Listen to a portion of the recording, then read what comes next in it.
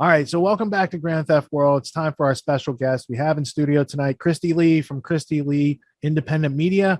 We feature her work regularly at the beginning of the show because she does a kick-ass job in her media malfeasance, weekend media malfeasance clips that she makes every week, giving you a rundown on things that are censored that you might have missed that definitely aren't being advertised to you through mainstream media. Kristi, how are you doing tonight? Good. Thank you so much for having me on, and thank you for featuring my work. I really appreciate it. Anybody that has gone independent would tell you that it's not easy. So any kind of support that I can get is very much appreciated.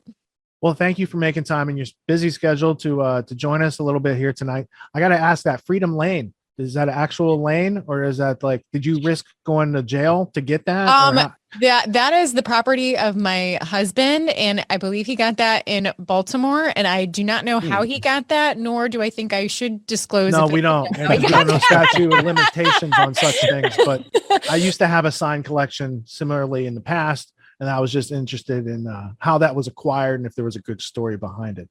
All right, I honestly don't even know if I know the full story, but that's probably even better. It has worked very well, like for what we're going for. And I do know it comes from his hometown of Baltimore. So that's about all I know. All right. Fantastic. I wanted to start off by asking, like, did you go to public school? Let's talk about your education and like maybe naive entry into journalism at one point. Like, what are the origins for you? Where did you start thinking that, journalism was something you might have wanted to do? Let's start there. Well, I was homeschooled all the way pretty much up until high school. And in high school, I did the school newspaper, writing it. I remember trying to write exposés on how the male classmen were being persecuted unfairly by the authoritarian principal. And I don't know. I had fun with it in high school. My parents used to call me their little reporter. And I just didn't really think that it was feasible, though. You have so many advisors in life telling you like, oh, well, only, 2% of people actually make it on television. So maybe you should look at this or that. So I kind of bought into that for a while and was like, okay, well, maybe I'll be a teacher or a lawyer. And, finally, when I got to college, I was like, you know what, I'll just try, because worst case scenario, I have a fallback plan, So I just, started out in print. I worked for the community newspaper as well as the college newspaper. I had a lot of fun as an opinion columnist for a little while in college and got my first taste of trolling and hateful people. And then I worked really hard with internships and I made it happen. And obviously it didn't happen easily. I feel like it would happen a lot easier these days because now news stations are desperate for help because people are realizing how phony it is and how little pay you get. And so I do not believe it's as competitive as it was when I was trying to get into the industry. But, failing forward, long story short, I got to be the lead anchor on the news station I grew up watching. So grateful for that experience. So many good experiences. And I do like to say that because as much as I am critical of what it's become, so many amazing experiences on that road and being able to be in the community and being able to be somebody empathetic in many times what were people's worst day of their life. So it was really grateful that I was the one covering the story and could have compassion. So, it's definitely not all bad, but boy, it sure did get bad toward the end of my career. So it was about 13 years in television news. And then, half of that time was as the main evening news anchor. But yeah, those last few years in particular had just become so insane. Well, it makes a lot of sense now that I got your answer to the question, because, I always assume most people like myself are not homeschooled, but public schooled. And then your answer, as soon as I heard it, I was like, oh, it makes total sense. Yeah, and when I asked Del Bigtree the same thing. I was like, hey, once upon a time, what gave you the idea that you could be a producer on TV? Because it's not something guidance counselors are encouraging people to do. And he goes, oh, I was homeschooled. And I was like, oh, yeah, ding, ding, ding. We're homeschooling my son, but I went to public school and Tony went to parochial school. And we had similar trials and tribulations of he got a better logic and reason education than public school offers in most places. Classical liberal education. Yeah, classical liberal education. The liberal education used to be an education to make yourself free so that you could attain and retain freedom that was the education to do it. We don't have that anymore. So you going from homeschooling to writing for high school, then writing in college, and then you get hired by the local TV, network, your 6 o'clock news, 11 o'clock news, your whole family, everyone watches that at night. You get to do what? Mobile on the scene reporting first. What was the climb inside the company? What did you start out with? Like most people, like the metaphor is the mailroom. They start in the mailroom. What was your first job at the TV station? My first job was what we used to call one-man band, which I believe they now call multi-skilled journalist or multimedia journalist. I'm not sure, but it was just called one-man band when I first started, and that was literally doing it all. Setting up your interviews, going out there and shooting them, editing tape to tape. I'm that old. I know you guys probably didn't realize that, but I'm quite old now. So we were like literally doing the tape to tape. I believe it's called, gosh, I'm so far removed now, linear editing. Yeah. But and it was up against that deadline, and it was wow, the first 2 weeks that I had been in the business, and of course there was some excitement about being on TV back when people actually watched it, but it was so much pressure and so many nerves that I literally cried every day after work for 2 weeks straight, and almost wanted to throw in the towel. But I'm so glad that I didn't, and that I pushed through, because I definitely have some shy and insecure aspects to my personality, and being forced to stretch that, and even today continue to try and stretch those aspects of my personality, is just been great. And I think a testament that anyone can get outside their comfort zone and do it. Now, the only thing that I really didn't do was production, which many people do. They spend some time as a producer before they report, or they are a news anchor. And that was something that really wasn't something I did. So it has been interesting to now go independent and kind of go back to my roots of one-man banding, but now with the addition of production. Yeah. And I gotta say, I mean, I have been lost in many ways, and I'm really having to learn this aspect of production and marketing. And it's been such a slow process and frustrating me, because you look at other people, and like, gosh, it seems like it comes so easy for them. But I assure you it doesn't. I promise you, because I've been in this for 10 years. It's so much easier for everybody else but me. But I guess, yeah, we all do that, right? So I'm still learning and growing. If anything, in the past year, you've made incredible strides, because it seems to be so professional. So you translated, or sort of transmutated from the sort of mainstream perspective to the independent. And I see the increasing understanding and the ability to put it into action each week in your editing. Because I noticed early on, I'm like, okay, she's a lot of focus here. Okay, there's some, editing mistakes here. And I only noticed that because I sat with her transitions and her dissolves and her flips and her wipes. I'm trying to. I like that you're trying different things. That's so great, though. What type of freedoms were you afforded early on when one-man banding? Because this talking about going back to like when you first got started, yes, there's the pressure of the deadline, but I'm just curious, what was it like 10, 12, 13 years ago with like the freedom with what you're allowed to report on? Well, I feel like this business has always had its own bit of cruelty. And what I mean by that is for somebody that it's in their heart to be a journalist and a dream for them, there's this deep desire, deep inquisitiveness, like it excites me to be curious about things. And sometimes the things that I'm curious about would seem out there for other people, but I always think like, well, if I'm curious about this, surely other people must be curious. But those and I've had it in every newsroom, those editorial meetings where you come in and you're expected each and every day to pitch like at least 3 ideas that you can actually potentially turn.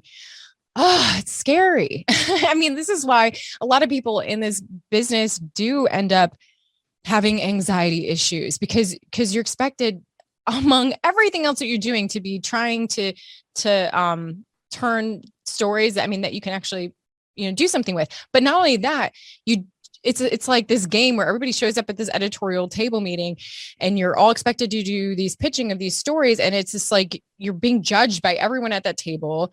And usually, I mean, sometimes I had a good producer or manager, but a lot of times it was people were like, that would not be afraid to say, oh, that's a stupid idea, or, maybe our advertiser wouldn't appreciate that story. Maybe they wouldn't say it in those words, but euphemize it in some other way. They get the point across. Yeah.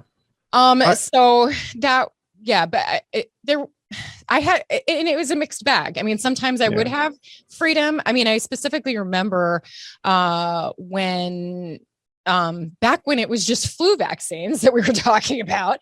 I think it was about the time that one of the documentaries had first come out, and this was quite a while ago. And I had pitched talking to people that were promoting it in local theaters, and they did actually let me go out and talk to chiropractors and things like that were advocating for this movie. So, but then not every news station would have allowed that. So it really does depend on who is managing it. But I definitely did have experiences that I alluded to before, that I was thinking to myself, something about this does not seem ethical or right, as far as, with certain stories, even if it was as simple as, because I'm from the Midwest, and so it's like every year we had to do this like car safety story. It's like expected. This is so stupid. It's like, really, we're doing this again. But we would coordinate with the sales department, on who we should get our interviews from, and the sales department. Yeah, sales and marketing. Yeah, interesting. Yeah, and I mean that's always seemed like slimy to me, and that's a silly example because okay, it's car, whatever, but it still seems slimy to me. And then there were other examples that were outright, this is not right. And there's two that come to mind. There was a major advertiser for basically a Christmas thing that happened in our community every year, and one of our reporters had dug up some dirt essentially, and they ended up shutting it down completely. They were like, oh no, we are in competition with the other number one to be sponsored by this business. And so they shut the story down completely. And I just couldn't believe that was happening. Yeah. Even if you're not willing to lose your job, or even if you're willing to lose your job over it, they're not necessarily willing to lose their job, because when the advertiser leaves, funding gets cut. Yeah. So, I mean, that was a very important story that had important ramifications, and it didn't get done. So I'm very vague with that example because I wasn't the one doing it. The other one, it can be a little bit less vague because it happened to me personally.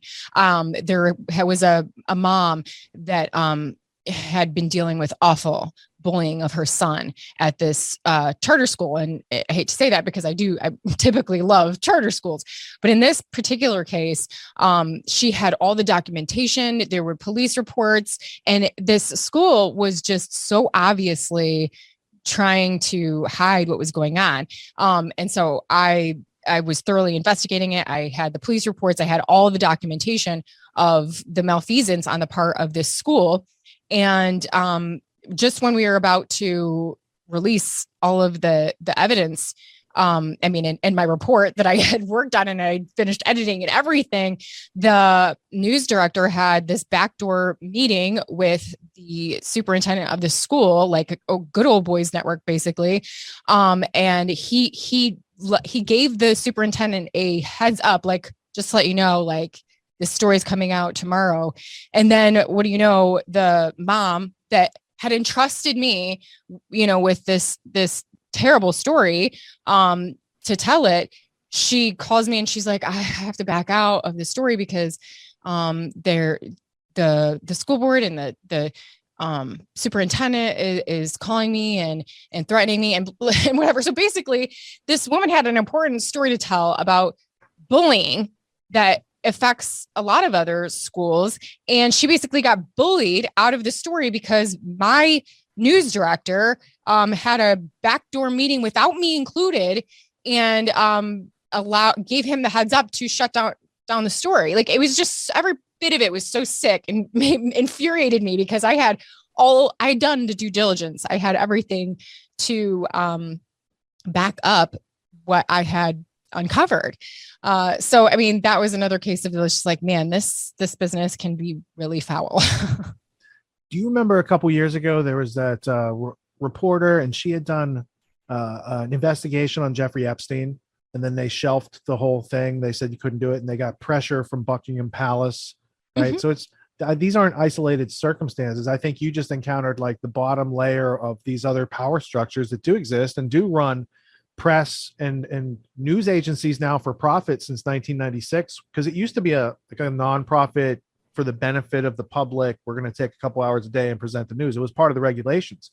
And then they kind of merged that and they're like, no, news agencies now have to be profitable. Yeah, and therefore that's a form of like not censorship, but it's catering to those corporate sponsors who make that. But the sickest part of it is that they'll act like they are above these things, that they are working for the community and that they would be ethical in these circumstances. I mean, that's how they advertise themselves. Watch any of the commercials and they're like, trust, dedication, community. That's who we are. And it's like, no, you aren't, and you're getting worse by the day. Another thing that really always bothered me is as soon as social media was implemented, because I was there as it was just becoming more of a newer thing.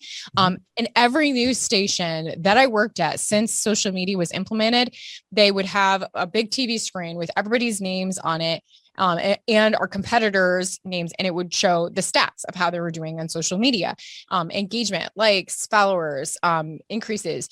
And it was this big competition. In every news station I worked with, it was like the same thing. And I found that, I would work maybe 2 weeks on an investigative piece and I would share that story on my social media and I would get decent engagement.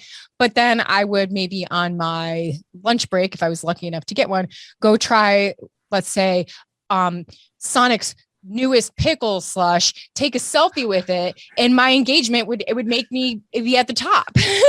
And so then you're being rewarded for doing the wrong things. It's a bottom line. It's a bottom line effect. At the end of the week, people would be like, "Oh, Kristi's doing such great work. She's at the top." But I knew I'm at the top because of a stupid selfie with a slushie, for goodness sakes. But this is like what we're being rewarded for, like you said. So social media really also, I think, has destroyed the integrity of journalism because of stupid things like that. And I mean, you'll notice a lot of news reporters will be like, what's your favorite candy bar? Well, that's so that their engagement it goes up because everybody wants to weigh in on what their favorite candy bar is. And make them feel personable with other individuals. Right. I mean, there's a homogenization. Yeah. There's that. Did you notice that, in fact, like with the social media revolution, a sort of like homogenization of like all these different news outlets, news anchors sort of talking about more inane and puerile, sort of like this childish sort of stuff, but at the same time, all talking about the same sort of stuff. Like that's something that's sort of been a phenomenon lately, where it's sort of like parroting all the same talking points. Yeah, it's funny because I do believe that, especially when you're like the lead anchor or whatever, that there is an element to, I mean, your viewers, they want to feel like they can trust you. And so they do want to see a little bit of your personal side. Sure. I think that's valuable. But the darker side of it is just as people have been suspecting that now news media is contributing to the divisiveness and anxiety and unrest that we all feel. And why is it? And why are they perpetuating this? Well, because we are actually told in our social media training and all of that to, when we push a story out there, like try and frame it in a way that you can, ask a question above the sharing of the article that will maybe spark some discussion. But what they really mean is try and find the most salacious part of your story. Ask people what they will think that will make people argue in the comments. So, I mean, this is intentional. Okay. This is intentional when they're having some highly contentious things and they're putting out in sometimes an intentionally biased way, because at the end of the day, the more people that are arguing in the comments is more engagement. Oh, and this person's going to argue with this person. And so that they can take to their advertisers and be like, look how much engagement we have. So this is how much we're going to charge for advertising, or this is why you should advertise with us. So they're using people's emotions to basically get people divided, get people arguing, because that's what sells, if that makes sense. Weaponizing emotions. Yeah. In order to use the ranking algorithms in order to go to advertisers to get more funding. I mean, it's a vicious cycle. Self-perpetuating, vicious cycle for sure. All right. So the transitioning between the one-man banding, and I got a couple questions. Like, you have to come up with a story. You got to pitch 3 stories. They decide on one. You go out and do the thing. You got to find the people, set up a tripod, light, camera, microphone. Did you do all that yourself? Mm-hmm. Yeah. Mm-hmm. See, that's why you're armed for being independent. They had that churn and burn position. They expect people to either take to it or not, but it's a tough gig to do all that sort of stuff. And then once you moved out of that, now you're sitting behind a desk, you're anchoring. Did you write your own prompter scripts? Like, how's that work? So basically, I did write a lot of it, but so there's not much control that you get over national or network news blocks. And so the really only control that you can maybe get is writing the toss, you would say, the intro and toss, and the tag out. That is traditionally pre-written for you. I would always try and write that in my own words. It's because I was also hyper aware of the fact that all these videos were going around with anchors saying the same thing. And so I was like, I do not want to be on that video. So I'm going to make sure I rewrite this completely. So a lot of the prepackaged stuff will be written for you, but you obviously are encouraged to, if you're a good anchor, you'll rewrite it. Now, what happened to me in California is not only was I like rewriting it in my own words, but I was having to spend extra time being like, where is the source on this? Like, who's saying this statement? Like, why are they expecting me as the anchor to just say this statement, which I don't think that I have the authority to say, and not provide a source? So I was like trying to find sources. I was noticing that, especially the stuff, again, coming from network and national, suddenly had all these adjectives in place. I'm like, why is this word here? All of a sudden, I'd never seen it before in my life. There was all these sentences that would say, erroneously said without evidence. I'm like, why, what? Why can't we just say what the person said and then say what the person said that disagrees with the person? Like, you literally don't need to say. It's part of the principles of journalism, isn't it? Getting both sides right. Yeah. So thankfully in California, actually, my co-anchor was of the same mind. He'd been in the business for a very long time as well. And he and I would like just look at each other and be like, what is going on? Because I mean, it was really bad, really fast. When was that? Like, what year time frame were we? So I was in California right when the pandemic hit. And that was the kind of ironic situation. Is that the KMPH? Fox 26. Okay. So that was the kind of irony of it, is because I was a Midwestern girl and I wanted to challenge myself because I was sick of like doing all the same stories every year and wanted to try and dig into another community and challenge myself. And then I get there in California and a pandemic breaks out, or so we're told. Sure. We certainly do. And then it was an election year. And so I went to this other community, like excited to talk about what this community would care about and different things. And then suddenly the whole entire nation was every single day talking about the same exact stuff. We had the ticker, we had, the same medical authorities that we would go to all of the time. And it was just ridiculous. It was so ridiculous. And that's what I mean. It was like just so quick, so fast that we were all a bunch of puppets. That's what I keep on referring to, is I just feel like everybody became a propaganda puppet, and that's what it was. I mean, it was very interesting and sort of relieving to see someone of your stature willing to go on something like Alex Jones and explain. That's where I do the show. I'm a co-host of the show, but I also do the show card for each Sunday night. And I discovered you and Alex Jones talking about, I was talking to my doctor and he's taking hydroxychloroquine, but I can't talk about these things. And I'm like, who is this lady? And then I find out that you're award winning. I thought that was out of Toledo, but for California, I get that mixed up. But, we saw Rich and I saw some of your earlier work and we're just like, this is really fascinating to see someone that comes from the mainstream and is willing to have a sort of like come to Jesus moment, sort of a sort of heart to heart with yourself and realize that like, this is not what I thought it was. And now it's as conspicuous as it possibly can be. It's as obvious and out in the open as it can be in regards to what's happening and what I'm not allowed to talk about, what everyone else is talking about. And it's completely contradictory.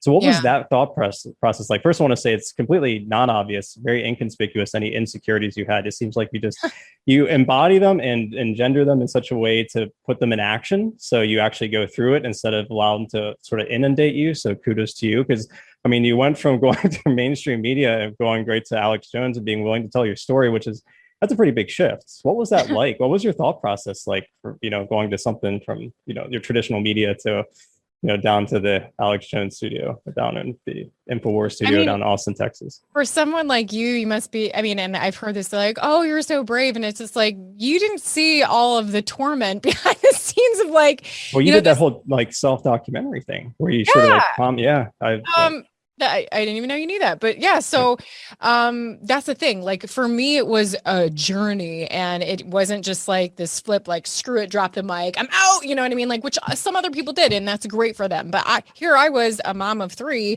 across the country. I knew what was happening was destructive and I didn't feel good about it, but I couldn't just be like, you know what, I can't do this amount. Obviously I was vocal. I brought the scripts that didn't have sources in them and all these adjectives in them. I brought them to my leadership, and I definitely did. Okay, I wasn't aware of that. Okay, I wasn't quiet about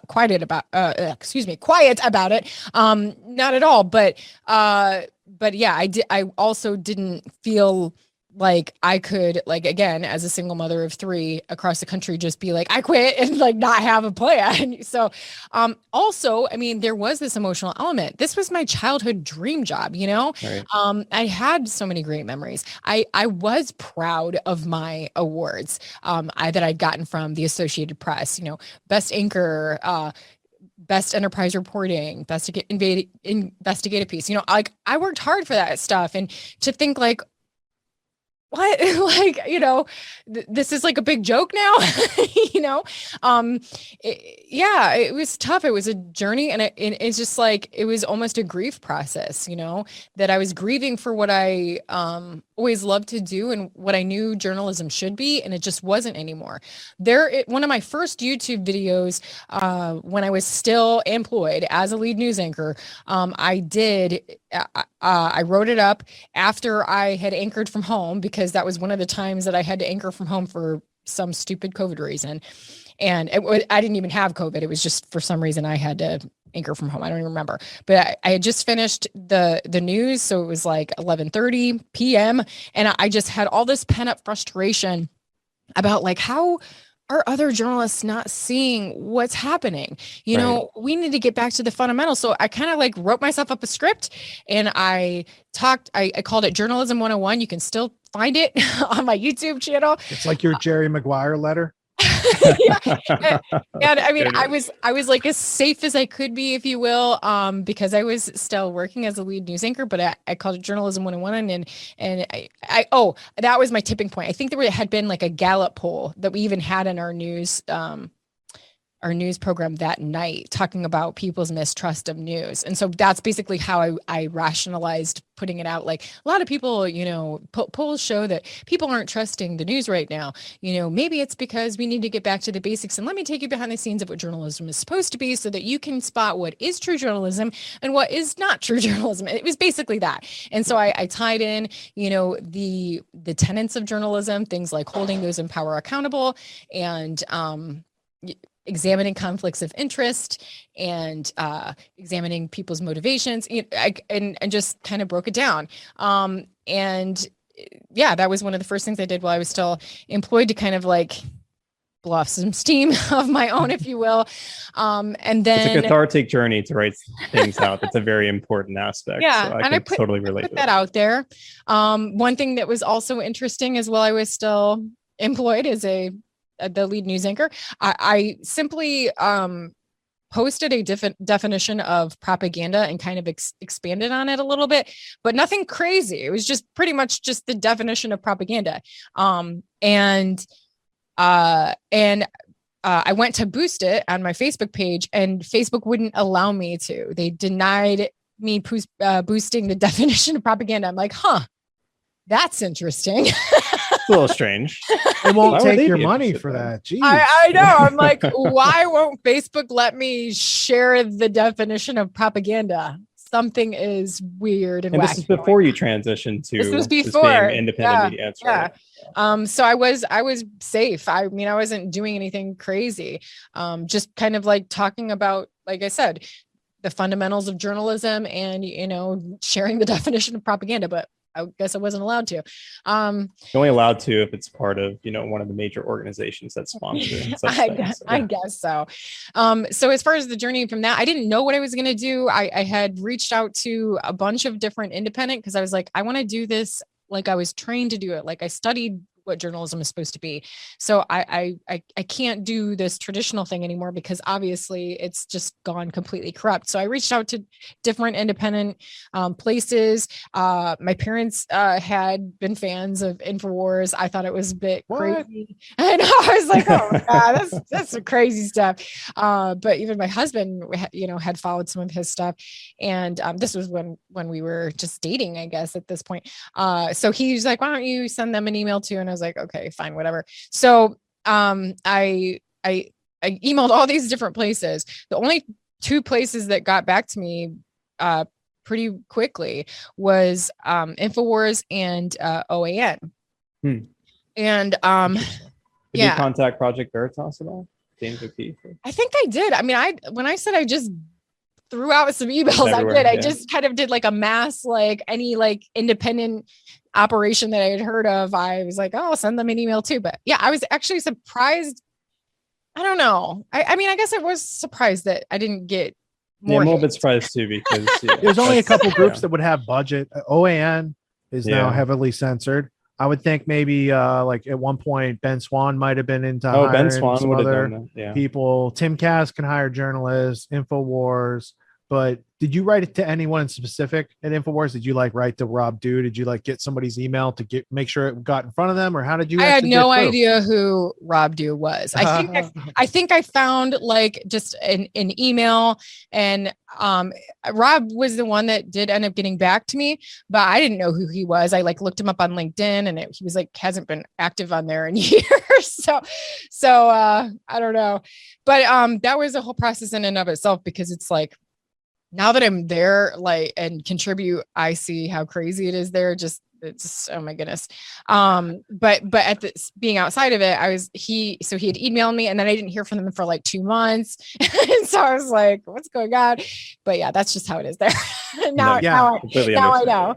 I mean, I'm sure it's grown since, but I was down there for like a week in 2013 when we released State of Mind, The Psychology of Control. And I remember, first off, I'd watched Alex for years. And so it was cool to be there. And so I could get the reality of, oh, it's just everyday normal people like me who are working here.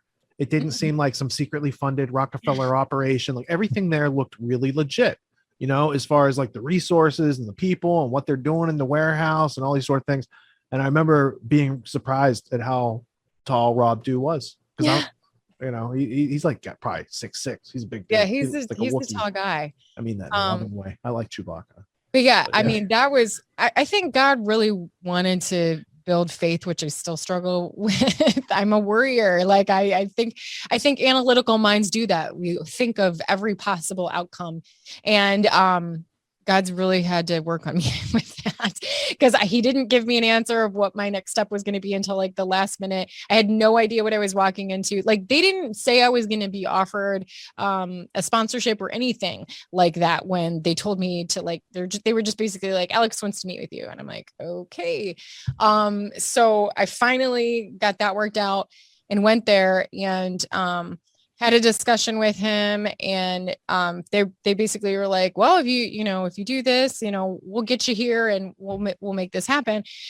But I was very distrustful. I was like, I didn't know whether I could. I mean, I didn't really know them that well. I mean, I'd been in traditional news for so long that they seemed a bit crazy. And I told them in the meeting, I was like, I just want to do news. I want to do what I want to do. Chances are I'm not going to agree with you about everything. And I don't want to just go sensational, because I know that's kind of your thing.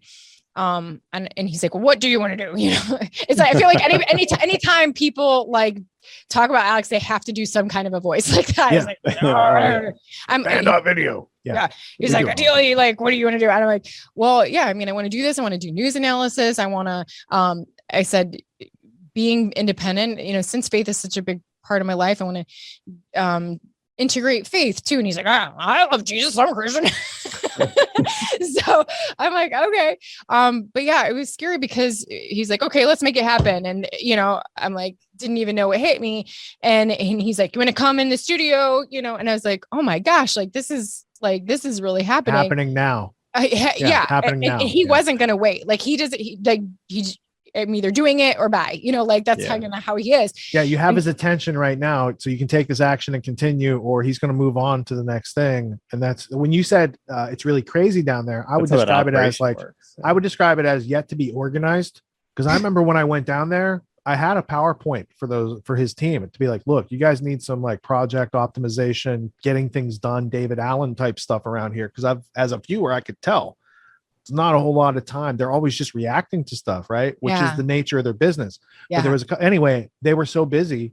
I was there like 4 days. I didn't get the chance to do that presentation. And we spent time in the boardroom. And well, stuff, I remember the way you got your interview with Rob Dew on the nightly news segment they were running at the time. It was like just random. It just sort of happened because you mentioned that you were a whistleblower, and it's like, oh, he's a whistleblower, get him on. It's just like, what? You know, all of it just happened so quickly and just off the cuff. Yeah. And that's how it does happen. But I mean, imagine me, you know, who failed forward, you know, I put so much into what I wanted to do. And I was proud of what I had done. And then in like 2 minutes, I was supposed to decide, because I knew that the minute I was on InfoWars, there was no looking back. You can't go back from that. You can't. So it was, and I was very much put on the spot, like, you're either doing this thing or you're not.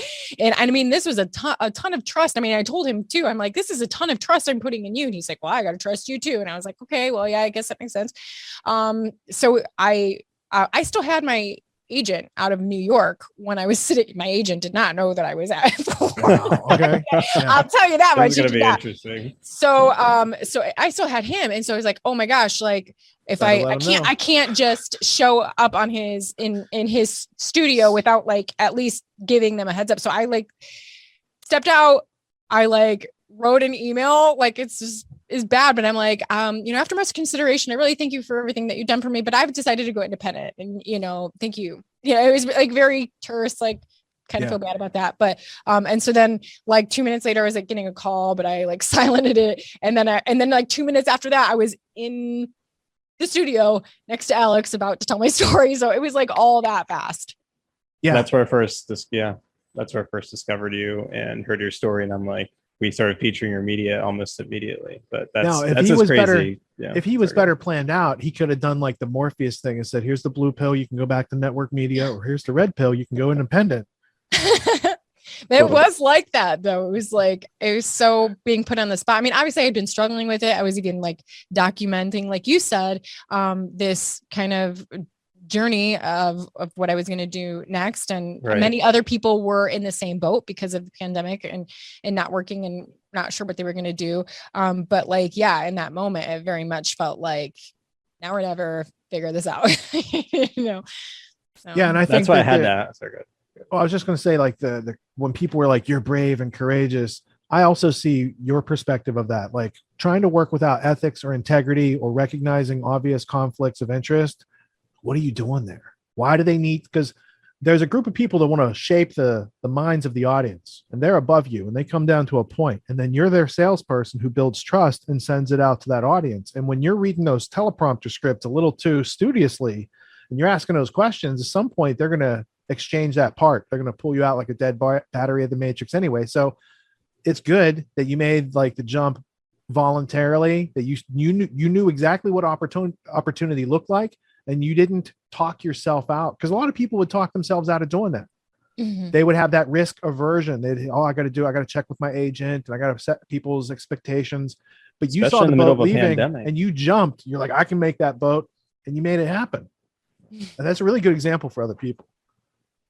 Well, thanks. I mean, and it's it's an ongoing journey. I'm still trying to figure out, what I want to do every day. Like, where do I want to put my attention? Even the media malfeasance thing was just kind of came out of nowhere. I didn't have that pre-planned, but I was kind of doing that every week anyways. I mean, and I was definitely doing that over the whole past year when I was looking over my scripts and when I was seeing what everybody else was talking about. I was like being, why isn't this being talked about? Why are they hyping this up so much? I mean, and that's kind of what I do every week now when I look at what everybody's talking about is like what's ignored, what's sensationalized, what's just plain false, and it's crazy because like just this last week, I was like, oh my gosh, as I'm like trying to finish writing it, I'm just like, it's just so much. Like, it's like every week there's more. It's crazy. I mean, when I first thought of the idea, I was like, well, can I really, fill like at least 3 minutes, and now I'm like trying to keep it under 10 minutes every week because it's just so much. I've noticed it's gotten longer and longer. I mean, that's the same issue. I want to cut back because, gosh, I actually freedom needs a longer attention span. Yeah, I actually like the longer segments because I really appreciate the amount of information you attempt to fit in, and also some of the quick cuts you do to some movie scenes to bring some sort of, some levity to the how intense. That's been really fun. I'm not gonna lie. The editing's been really good. You've been getting really a lot better with it each week. That's like something I felt like I didn't really get to do as much with traditional news as be as creative as I wanted to be. I mean, I would with like stand-ups or maybe, working in like puns or something, but there's only so much creativity that you can have like when it comes to standard news. So now I've been embracing more and more, like, how can I make this a little bit more fun, and engaging because, a lot of these subjects are so heavy, and so I think it's important to try and be aware of this information, but also, keep your sanity. That's exactly. I mean, that's the other thing. I need to ask this question now. I mean, were you aware of sort of the larger narrative, the larger perspective of what's going on, the meta perspective? What's going on from a geopolitical, analytical sort of situation of, these roundtable groups and these NGOs and what's... No, I had no idea just how bad. Oh my goodness. I had no idea just how bad. Like, so that's why I think like Dr. Malone and I connect so well is because he wasn't aware either. Like we both like knew that like things were getting worse and things were getting more and more unethical in our spheres of careers, but like it's been a journey for both of us, and it's just like I even said in one of I interviewed him right after Joe Rogan, and that was the interview that I was like, so would you say you've been red pilled? And and that's when he's like 5,000 or something crazy. We played that during an intermission clip on our show, so that's such a great clip. But yeah, because it was like that. My very first interview with him, I was like frantically trying to get things connected in my corner of the house we just moved into in Texas, and here's my first big interview, and I was like all nervous and things weren't working right, and just looking back to that, and our conversation and how he was like so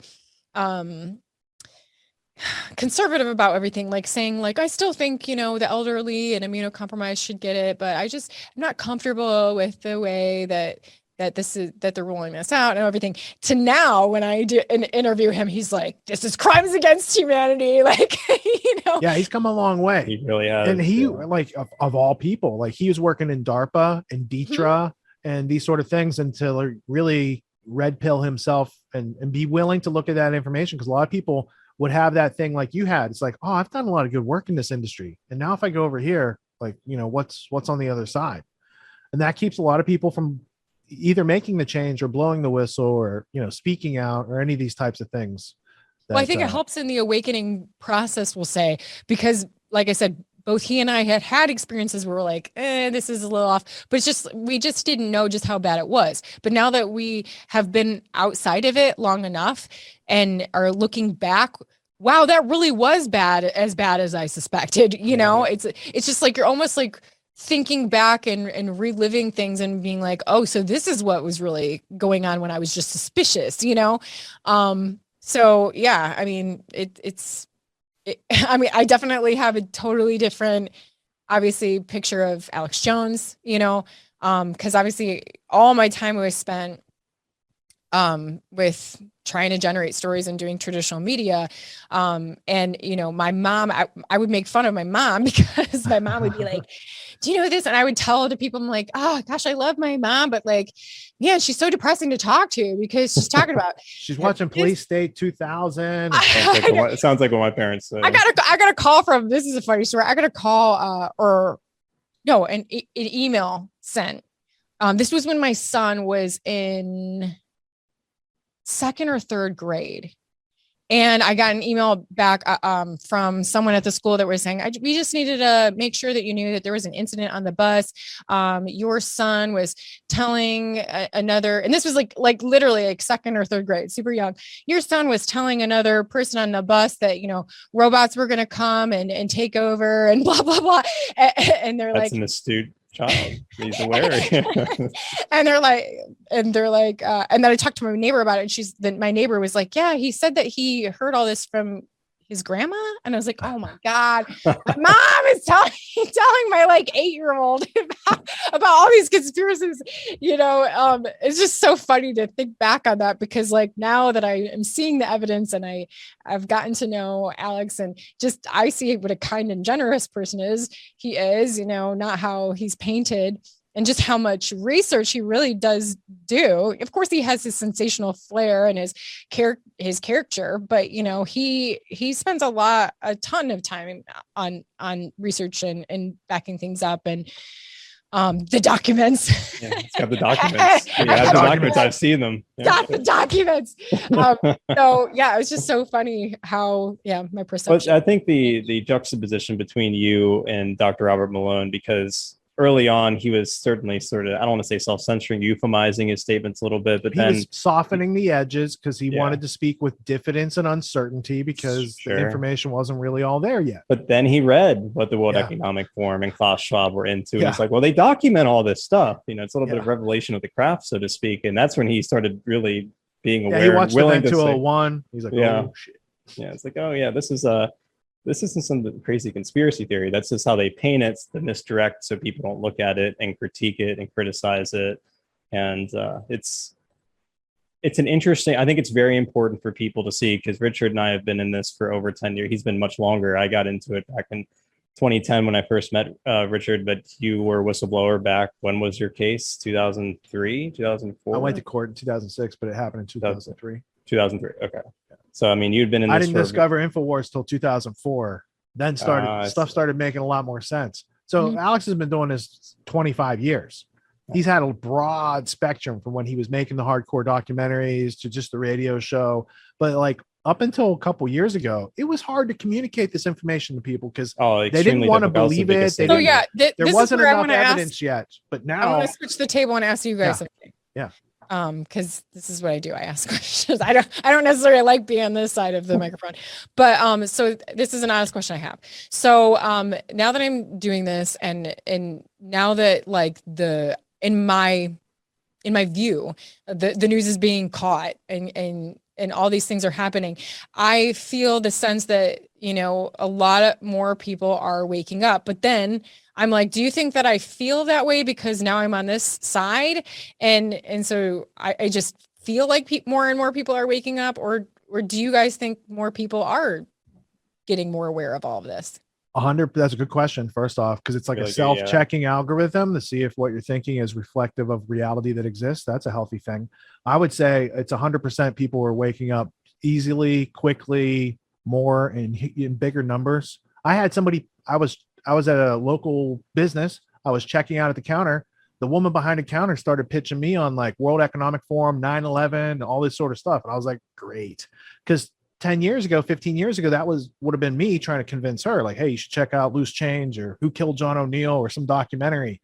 And the tables have turned because they've been so obvious and they've caused people personal pain, anguish, loss of loved ones without getting to see them. Like, these were cruel and inhumane things that were done to 208 countries at once in lockstep. So yeah, it's not just because you started working at InfoWars. Okay. Yeah. Now, it's more conspicuous. I was wondering. Yeah. years ago, I mean, when I first started working with Richard, I'd spend time. In fact, I sort of lived with he and his wife for a couple of years, trying to build up a studio, trying to get the message out there. And I said, "This is hopeless." I never said that to Richard, by the way, but I did say it silently to myself. I was like, because people don't, there's not this sort of affront. They're not sort of accosted by what you and your wife had gone through being whistleblowers. So they don't see it from that perspective. They're living their life. They have their families, they have their jobs. They just don't, there's this disconnect in society. It's not that conspicuous. It's not that obvious. So, at that time, it just felt like we're up against sort of an impenetrable force right now, impenetrable wall, I should say, buttressed by it. And there's no way sort of to tear that down, to break through it. Then they did what they did in 2020. And I said, well, okay, so this is the first time I've ever been able to talk to my father and my mother about what I engaged in 10 years ago, why I didn't go down the standard path my friends were going down in the corporate world and doing the family thing. And not that I don't have those aspirations, but I went a little bit different life course. And while I was spending so much time trying to get the message out that I might not be able to do those things if our freedoms are going to be taken away like this.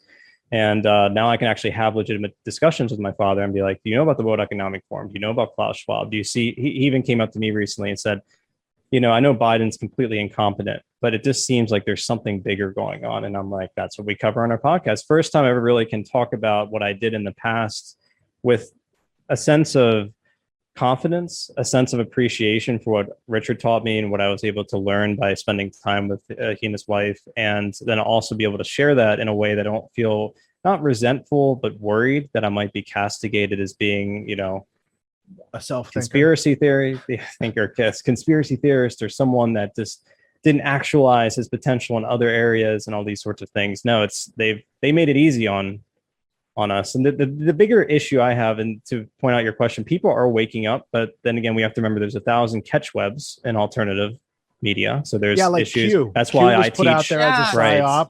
That's right. That's why I teach logic. People who are waking up, and it's like, well, they'll just misdirect them with some red herrings, and there they are over there now, serving the opposite purpose. And then there's the issue of I have a lot of friends, white collar, lawyers, doctors. Life's going well for them, and still participate with them. They have their families. We're spread throughout the country, but we still hang out and do our gaming and whatnot every once in a while. This past week, they were talking about the wonders of the vaccine and the importance of getting the booster. And I'm like, my one other friend, who's also a lawyer, but he's more conservative, and he's woken up. He's even like, did you hear about the World Economic Forum? Because after they all get off, we stay on Discord, and we had a heart to heart. He's like, I didn't get the vaccine. I'm not getting the vaccine. I'm not doing this. Like, there's this great reset. Have you heard about it? I'm like, oh, yeah. I'm like, yeah. Have I heard about it? Just wait till you see the podcast we've been doing. So it's encouraging, but at the same time, I also see the sort of Matthias Desmond, and it was McDonald, the psychiatrist out of California, that talk about the mass formation psychosis, where people, the dividing line has been made as obvious as it can be in regards to, this sort of apocalypse or revealing, sort of going back to the etymological root of apocalypse, it's sort of like great revealing that's taking place, and sort of us being sort of positioned against one another based on what's happening. Because like at the same time that people are waking up, a lot of them are getting caught in catch webs, or a lot of them are sort of just going along with the flow. I think because they're afraid of compromising their relationship with their wife, their relationship with their family, their relationship with their coworkers. And that's what I see with my friends, because a couple of them will ask questions once in a while too. That's true too. Yeah. That's true too. So it's becoming more conspicuous. That's the thing. Like at this point, it's hard to argue against the position that Richard has researched and that I've been a part of now and Alex Jones, obviously, and so many other great independent media personalities for decade plus that have been into this. It's hard to argue completely against the position, except that you can't just throw out coincidence theory anymore, especially with how much information we have at our fingertips. And so at this point, they sort of just ignorance, go along to get along, weaponizing sort of innate fears from our evolutionary path as human beings. You don't want to be sort of ostracized from your social groups, because that's equivalent to death, so to speak. And so we still have these fears. It's still being weaponized against us in the form of psychological warfare. So for us, it's like, how do we, especially in independent media, how do we bridge the gap to still maintain diffidence, to still speak with rationality, to still have sort of healthy skepticism, not overtly skeptical of everything, but healthy skepticism to question things, try to find the truth, and not get caught in these different areas that allow people to sort of heuristically label us as like, well, if you believe in Alex Jones, you must also believe in flat Earth or the moon, aliens or something crazy like that. And it's like, no, like we can separate those as being completely different in kind. Like, here's the evidence. I can point out what Klaus Schwab is saying. I'm not going to point out what some, individual that is not a scientist or a geologist or, a scientist of some that doesn't have expertise or specialization in some capacity and don't understand how those processes work in science, try to tell me about some crazy theory of how the earth formed or something like that. And it doesn't have to be this false association between the two. And that's what we try to do. We try to sort of bridge the gap that's why I started working with Richard. And he calls himself a forensic historian. All those books behind him, he's trying to document a trail. Because the interesting thing about the power elite is they kind of comment on what they've done in history, whether it's the Rothschilds, whether we're talking about the Warburgs, or we're talking about the Carnegies, the Astors, the Rockefellers, and what their intentions and goals for the ideas of moving towards world government and the abuse and use of science to instantiate their vision and manifest that vision for world control. I mean, this goes back hundreds of years, and they had an idea really at the end of the Enlightenment for getting rid of the idea of God and religion in any sort of spiritual sense. And they would become that in the form of this new ability to conquer nature through science. And we're seeing the worst effects of that through what's happening today in the manifestation of the vaccines and nanotechnology and biotechnology and the whole global, the 5G network and all these sorts of things that are used to sort of collect data and use it against us, to gaslight us, to confuse us, to track, trace, and database us, as Jason Burmis likes to say. So we're still up against quite a force, but at the same time, I agree, more people are waking up. But at the same time, I remember my process of waking up, and there's a lot of anxiety, there's a lot of frustration. I had to take some time off. It's not easy, and so it's just, how can we build the bridge so people can get across it without stumbling or falling off the side and injuring themselves, metaphorically speaking, so they can get to the other side, so they can find that there is community over here. There are people with compassion and empathy for what they're going through, and still can find footing with a new perspective, because it's changing one's identity in a sense. You come up believing one thing like you did, Kristi, and all of a sudden that whole thing is shifting in front of your eyes. Like, that's a psychological change. We wrap up our work life, our family life, our beliefs into our identity. And so it's a sort of ego death like process, sort of a psychedelic cathartic process. And it's almost like a death of how people perceive you as well. I mean, because I talk about that sometimes too, because having been born in the Midwest, I was born, went to school, college, and grew my career all in the same community. And so because of that, the community was proud of me, like rising to the top, if you will. And so I had a taste of being the community's little sweetheart, and sure, that's a great point. And emceeing charity events and things like that. To suddenly persona non grata. Suddenly, like literally my stupid newspaper back home was just continuing to write news stories on me. And I'm like, dude, I don't even live there anymore. Like, why are you guys still writing news stories about me? Of course, they wrote a news story after I appeared on InfoWars, and so that was polarizing and probably weird for people back there too. Like, what, our news lady? Like what happened to her?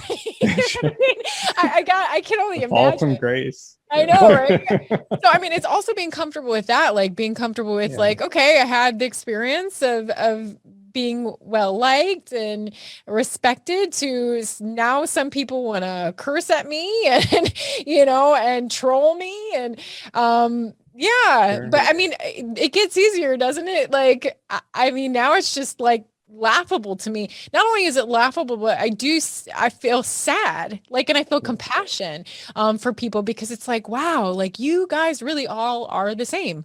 Like, it's always the name calling. It's never like ever any well thought out rebuttal or debate. It's always just shutting you down or calling you names. It's like the same thing every time. It's like it's like a big eye roll. It's like, wow, man, you guys are so lost. It's the opposite of. And of course, there's people that are like really proud of it. They're like, oh, I can't believe I'm seeing my former news lady like on InfoWars. This is great, So I mean, you get it both. What's the relationship with your mom like now? Sounds good. Oh my gosh, it's so funny. My husband was he had to run, because we still own some property back home, we'll say in Ohio. And he's like, oh man, your parents, he's like, they're so proud of you. They're like fangirling, you know? I'm like, that's so cool. Cause I mean, a lot of times my parents, I grew up with my parents being so busy. I mean, they were entrepreneurs, which I mean is instilled a lot of the, you know, the good qualities in me, of course, but like there was a lot of, you know, being the baby and being like, notice me, like, this is what I'm doing, you know, and never really feeling like, have I done enough for you to be proud of me? You know, like never really feeling that for whatever reason. Probably more me than them. But so it is funny to me, like, oh, they like they're really into what I'm doing now. That's cool, you know. So and they sound like they're the type that were it's more meaningful before, so. than what you were doing before too. So it's good that you can be supported, that they get the value of that it was a good decision for you as an individual, but it's also a good decision for freedom. If we want to have freedom, we got to do this. And you had a much easier go of it than David Icke did, because he was a footballer and television presenter. And then he had a psychedelic type experience and came out and told everybody on TV that he was like the son of God and he was Jesus. And I'm sure he got trolled for several years on that. And now he fills Wembley Stadium, you know? So they try to keep us in line with like ridicule and these sort of peer pressure ideas. That's how they moved the mRNA vaccine out there, right? Peer pressure, experimental drugs, the two things our parents told us not to do. It all became a way of life. So as these things go, you made a very graceful and eloquent transition. Extremely graceful. Yeah. Yes. Well, thanks. Yeah. Well, I think that's like a best case of the worst case scenario right there. You know. Well, one more thing I'll add to this topic though is just because it was something I was just talking about. And we touched upon is that danger to like almost like go too far with it. And what I mean, calm down. What I mean by that is like keep the same attributes that brought you to this place, like that brought you out of the propaganda bubble, like keep those intact when you go through something like this. Meaning like, don't get sucked into, you know, the most extreme things, you know, like the Q stuff or, you know, but I support anybody that like wants to talk about Q and speculate about it. I support their freedom to do that. Like, right. They have the free speech. Let's dig in. Right. Let's talk about like snake venom and like, look at it. Like, fine. It's great. Freedom. You know, that's what this is all about. But like, just keep that skepticism. Like I'm still skeptical of anybody that I interview, even those that I really like. I'm still like, but there's always a chance that things could be not as they seem, because I don't want to ever lose that critical thinking and that, you know, what brought me to this place, questioning everything. So keep questioning everything always, you know, in my opinion. That's my advice on the situation. And then a little side part of that is there's because of this whole situation, we do have people in the community of freedom, we'll say the freedom community, that have arguments and beefs, right? Yeah, drama. It's kind of frustrating when we see people in this freedom community that are fighting and turning against each other and calling each other out and calling each other grifters, because it's like, wait, you know, like we have got to figure out a way to be united, you know. So I was kind of pressing. This interview hasn't come out yet, so but I can talk about it. Obviously it will be coming out soon. I just talked to a doctor. There's infighting with like Dr. Malone and Dr. Peter McCullough and the doctor that will be on with Alex tomorrow. And I was like saying like, okay, why are why is there this beef? And like, why do you want to, like, what can you do to like bring more unity? And he was just saying like, well, I mean, I'm just always going to just follow the data, and I'm going to call out people when I feel like they don't have enough data, you know? And I guess like in talking through it, I was like, well, at least the thing that I think is common to even those that are disagreeing within the freedom movement is the fact that they're willing to disagree. Yeah, that's the importance of free speech. Like right there, you're giving a reason why, because otherwise go about the disagreement in a constructive way so that the audience ends up learning from that process. That was the idea of traditional debate. a classical debate in like the scholastic sense back in like 12th, 13th, 14th century was like the audience is supposed to win because you move towards truth. It's not supposed to be who positions himself to look best in the debate by, being sort of a bully in it or just, and this is the biggest issue. I guess my point being is like for those that get like frustrated, like me, when you see like the infighting, know that the thing that is the unity part of it is that even if there's infighting on this side, at least they're all willing to have the infighting. At least they're all willing to disagree. At least they're all willing to debate each other, because in this side, they're all lockstep, and agree. Right. So there is still something beautiful about even when there's people arguing on this side, because they're free to do so. And it's important because it's an extremely complex topic. It's extremely complex science. The data is not clear, especially because, as Malone and others have pointed out, it's highly sanitized. And so we're having to take data from, there's the studies that were released on the government website, I think of Ireland or Scotland, that then were taken back. Del Bigtree covered it. There are the studies, the Pfizer documents through the judge finally saying, no, you have to release this information. We're not going to give you 75 years. There's been the FOIA request regards to gain of function research. There's just been so much, and it's very complex. So trying to parse through it all, my biggest issue when I've been a part of this alternative media thing for so long, it's been the fact that people so I mentioned this before, this sort of catch web. And this is the reason why I teach logic. It's the reason why I got into critical thinking and the Trivium of 7 liberal arts, is to help give people the ability to understand and make explicit the processes of how the mind works, reason, logic. And so they can at least come to a topic and not have to rely completely on just trust what the expert says, that ad Verecundium fallacy, but make sure that they can at least approach not what the expert says, but the evidence that the expert is relaying, so they can then go and critique that for themselves and come to their own conclusion.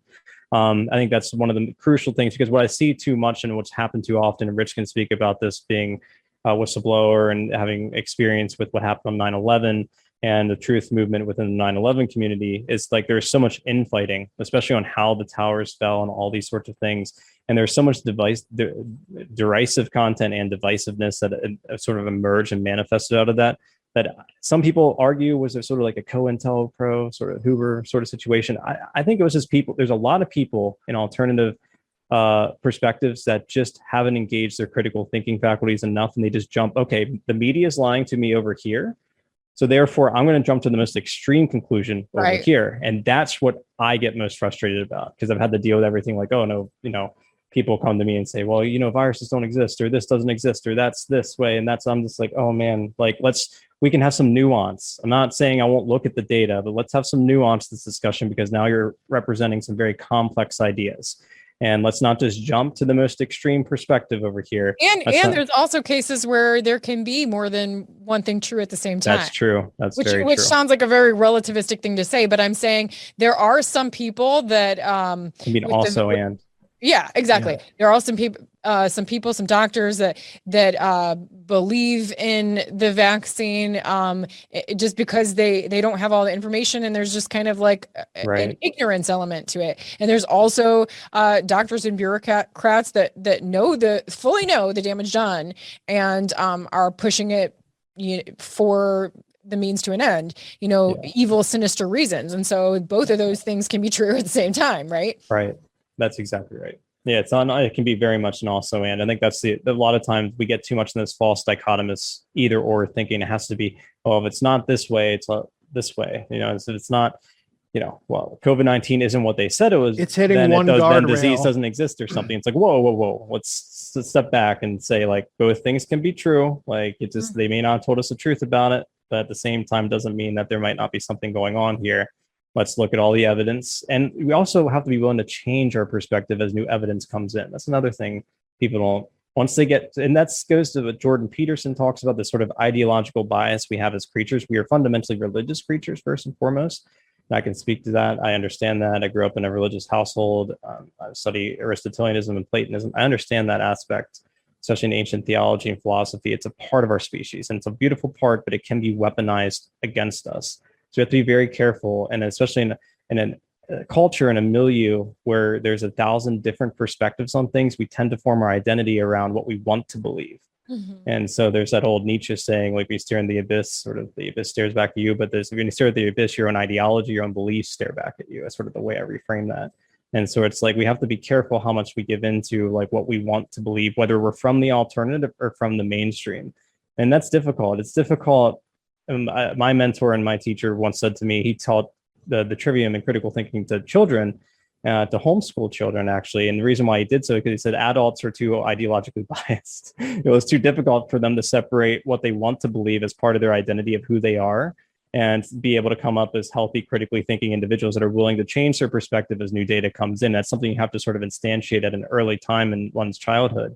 There's a famous saying they attribute to the Jesuits, who knows where it came from, but give me a child until he's 7, I'll show you the man. And that's something always I get fearful of, because I'm like, but we have to change adult perspectives, because that's what they're going after the most right now. I mean, that's children certainly are being unbelievably affected, but adults, if we don't sort of find common ground with what's going on, at least get back to the idea of a solidarity, that we appreciate freedom, we appreciate our individual rights. I talk about this when I run town halls. People come to me and ask me all these different, very crazy perspectives. I'm like, we need to find the universal in this, like the shared common humanity we have as a people, and like how we can move forward together. I don't care if you believe in this theory, that theory, whatever, in the alternative. We need to find a way to come together and move forward, or else we're going to end up through this infighting, destroying ourselves from the inside out. And then the powers that be are just going to be in sort of enjoying sort of in a, that Netflix Korean film, but that's sort of like ridiculous Squid Game perspective, where they're watching us just kill each other over it. It's like, that is something that bothers me. It's something that really gets me. So I completely, I share in that concern and sentiment with you, Kristi, is in regards to how to navigate the milieu of the alternative world, because it is a crazy situation. It's very different, but you know. I also wanted to ask, what was the influence of your parents being entrepreneurs on you going independent? Oh, I mean, I think it was like, that was instilled in me, you know, from watching them. I mean, yeah, they've been a huge impact in just being able to navigate all these twists and turns, you know. They have that. My dad was a farm boy, you know, and you know, he went from being a janitor at a hospital to a respiratory therapist to being, you know, like you hear so many times, being too good, rose too fast, too soon, caused jealousy issues, you know, that pushed him out into the financial field. And then again, rose too fast, too soon. You know, there was another reason that just kind of like pushed him out. And so he built a business from the ground up. You know, there was times in my childhood as he was making these changes where, you know, one year we had like one Christmas present, and then the next year we were like, great. You know, I mean, that's the beauty of being an entrepreneur, is you can go from like the lowest of the low. There can be all these outside forces of like people being unjust and liars. And I was exposed to that early because I was like seeing this happen to my own father, you know. And then so he basically went on his own and built a business from the ground up. And so, yeah, it's been extremely inspirational in that regard. And I feel like has given me more compassion and understanding of what he went through, some of the politics of his situations, you know, because in small ways it's like similar. What was your experience like being homeschooled, out of curiosity? Because it's something we promote quite a bit, and it's yeah, I'm just curious. It's so funny to me. It's funny how accepted it is now, because when I was homeschooled, I was a total weirdo to everybody. You know what I mean? Ostracized. Yeah. I mean, me growing up, I remember constantly being like, I would run an errand with my mom, they'd be like, "Oh, what are you doing? Aren't you in school?" You know, like adults would say that all the time. And then when I would visit a school, you know, I was homeschooled. There were times that I was homeschooled through a school, and people would be like, "Yeah, like what? You're homeschooled?" And then when I went to school, it was like a culture shock, and people were like, "What do you mean? What's homeschool?" You know, not like it's not like that anymore. Like it's way more readily accepted. Yeah, the pandemic has made it acceptable. Yeah. Right. Especially what the parents were seeing, what was being taught to children in school. Right. but yeah, it was a culture shock for me though. I'm not gonna lie. Not that I was sheltered. I mean, I went to church, I did social things. But like just going from, if I needed to spend like an hour and a half on math and only 20 minutes on reading, I could, to suddenly like, no, you only have this amount of time to pay attention to this subject. And then you have this amount of time for this subject, which ended up being a lot of wasted time. So, I mean, yeah, it was crazy. And then just like the social aspects of it, I didn't get some things at first, like being in the cafeteria and the girls would all get up and they're like, what are you doing? And I'm like, nothing. They're like, well, we're all going to the bathroom. I'm like, well, I don't have to go to the bathroom. Like just little things that is like the clicky sort of nature. Yeah. And then me being able to talk to my teachers, that's what all the teachers would tell my parents is like, it's just so fascinating that she actually like wants to talk to us, and she can talk so well with us, She can read and write so well compared to all the no, I was kidding. But there's elements of which is really sad with school that they ingrain at you from an early age to be just in your peer group, your age, only your age group. The beauty of homeschooling is that like with siblings and when you get in homeschool groups, you can be like teaching and learning from each other and you're interacting with different ages. The sad part of public schooling is the fact that you're ingraining people at a very early age to just be in their close knit common group, And that's part of the function of schooling. Going back to Alexander Inglis, the early 20th century, I think it's called the propedeutic function, but basically the casting of society as a sort of a British caste or Indian caste.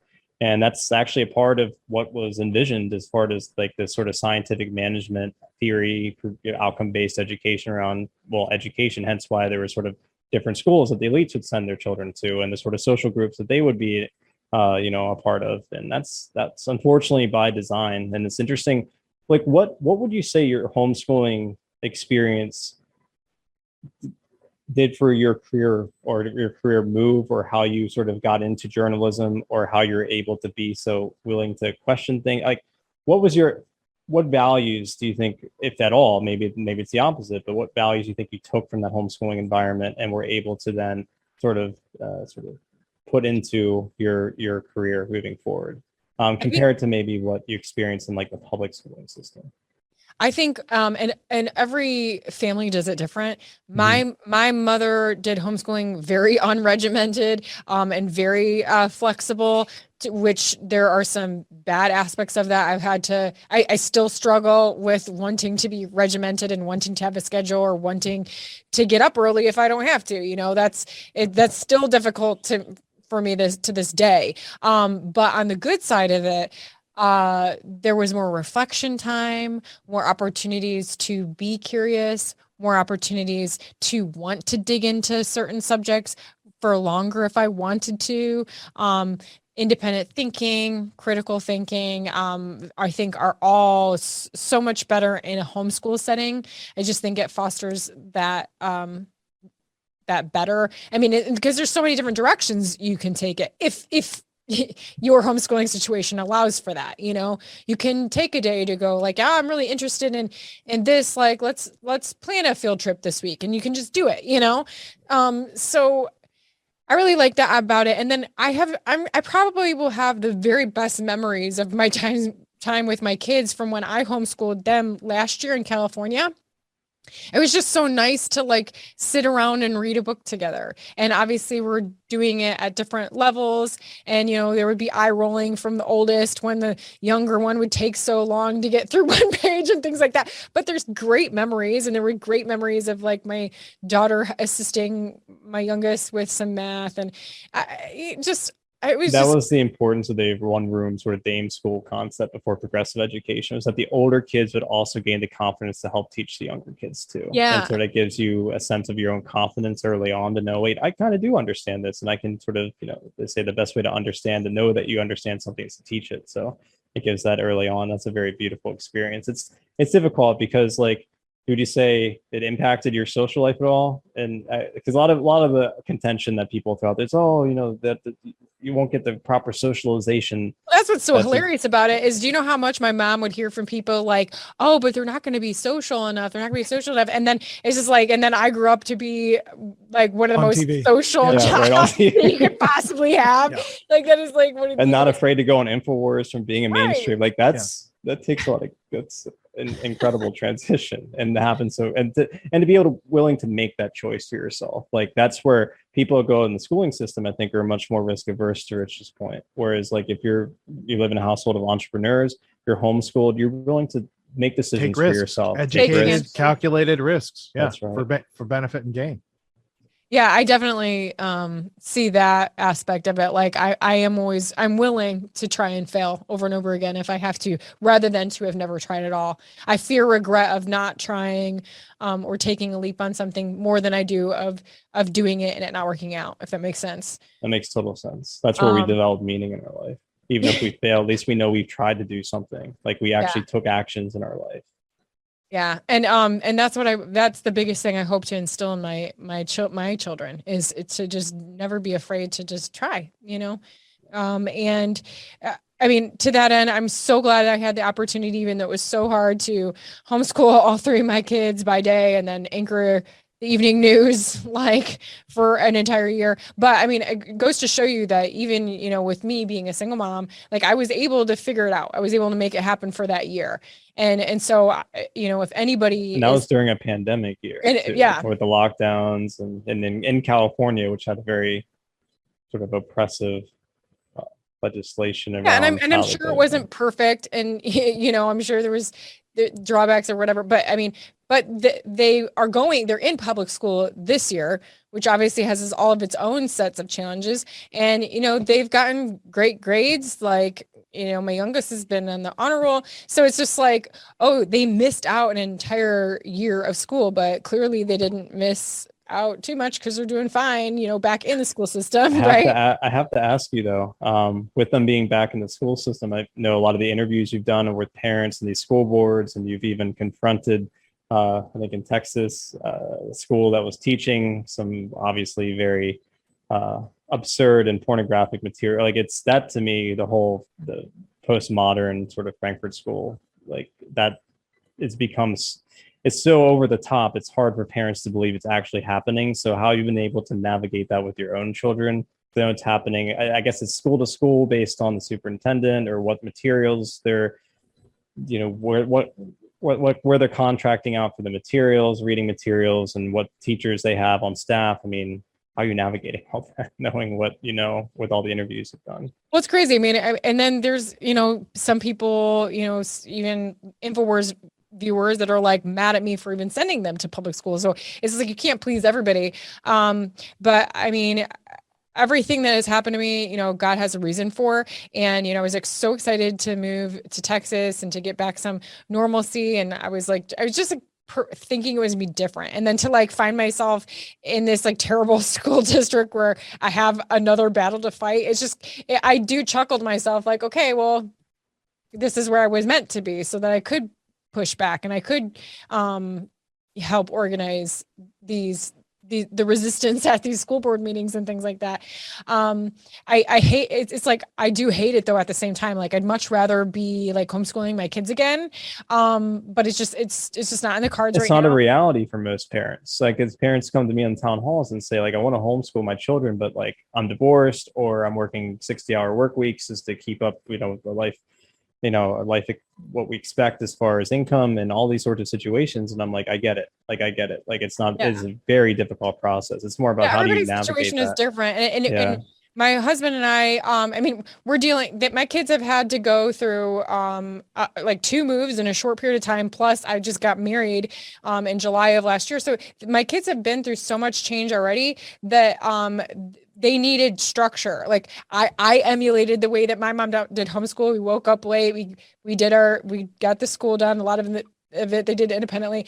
And with all these changes, he and I agreed that like what we can best do for these kids is give them structure. So like it was important to send them at least this year to school to just get them back in a routine and have that structure and have opportunities for social experiences because of all these changes. And, I'm trying to build a business out of nowhere.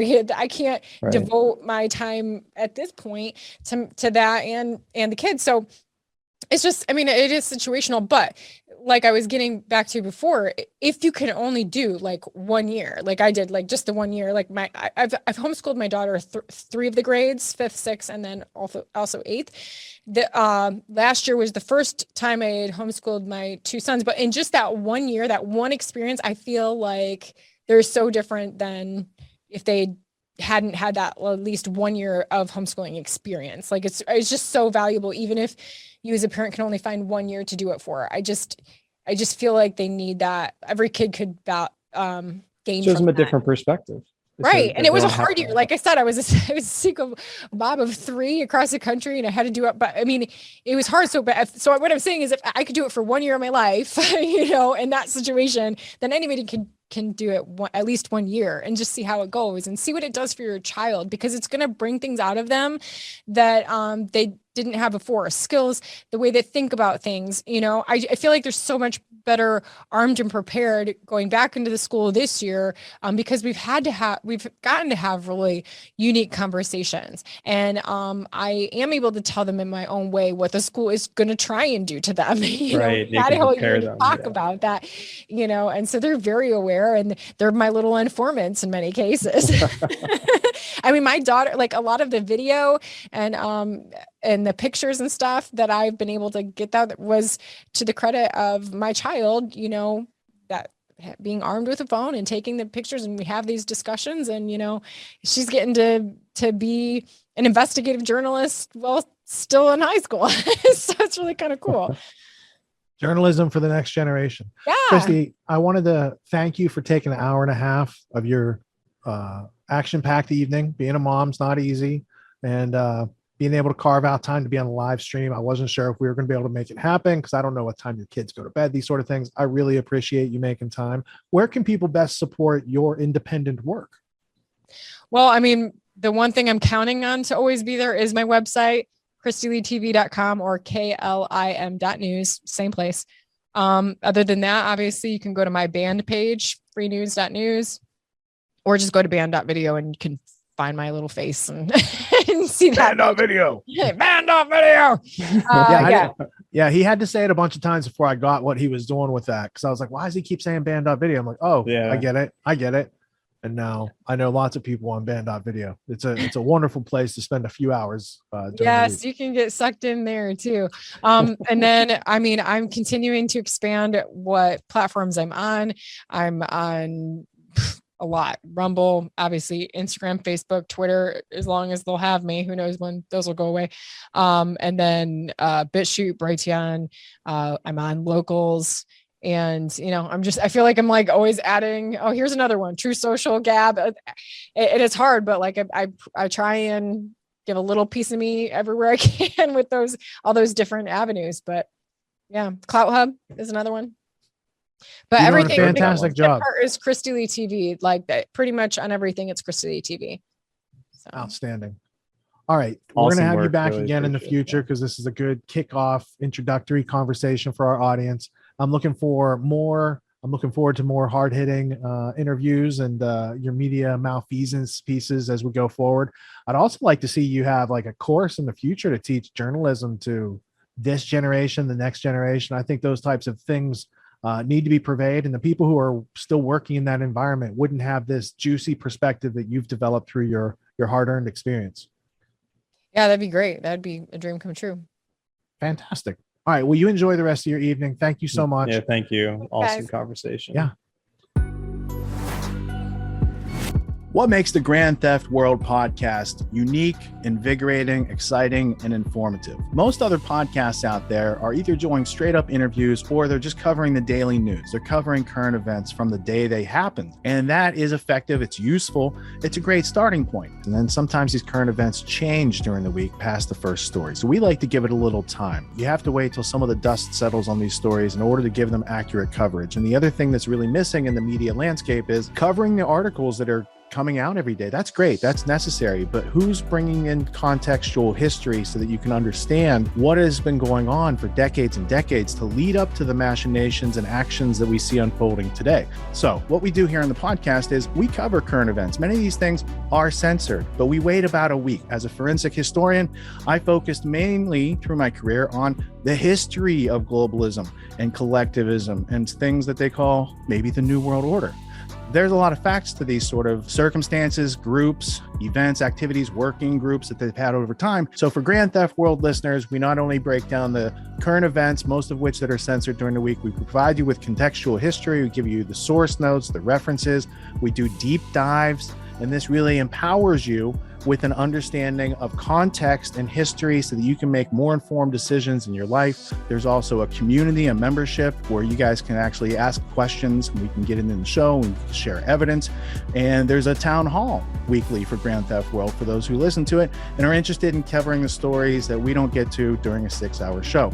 Listening to it an hour a day, you could easily consume the week's news, but you're going to have substance and meaning and context and understanding. And with that, you can make higher quality decisions in your life. So if you're interested in more quality in your life, go to grandtheftworld.com, click podcast at the top, and we'll see you there. Thank you. These allegations are false. This isn't Grand Theft Auto, folks. This isn't a video game. What are the most surprising things that you discovered once you started pulling on that thread? Who he was connected to, what institutions he was influential over, what events he participated in? Come on, man. What are we talking about? Come on, man. No.